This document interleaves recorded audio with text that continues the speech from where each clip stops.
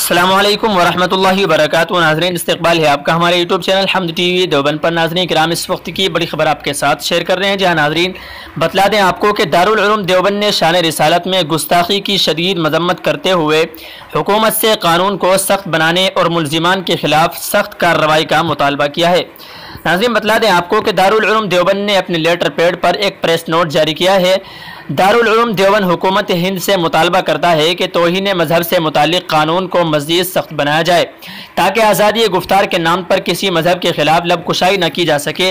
ये मालूम हकीकत है कि हिंदुस्तान मजहबी इक़दार और रिवायात को तहफ़्फ़ुज़ फराहम करने वाला एक सेकुलर मुल्क है, लेकिन गुज़िश्ता चंद बरसों से आए दिन ऐसे अज़ियतनाक वाक़ियात और बयान सामने आते रहते हैं जिनसे मजहबी एहसासात और जज्बात मजरूह होते हैं।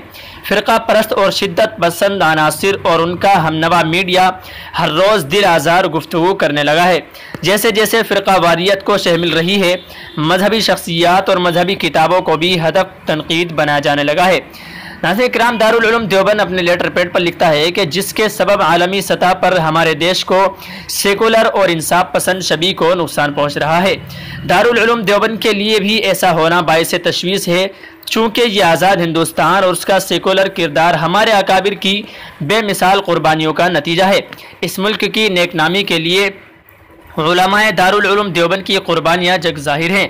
हिंदुस्तानी मुसलमान सब्र व तहम्मुल के साथ मुल्क की सलामती और अमन व आश्ती की खातिर आज भी बहुत कुछ बर्दाश्त कर रहे हैं, लेकिन तौहीन रिसालत सल्लल्लाहु अलैहि वसल्लम का मामला हर मोमिन और इंसाफ पसंद इंसान के लिए क़तई नाकाबिले बर्दाश्त है, जिस पर खामोश रहना मुमकिन नहीं।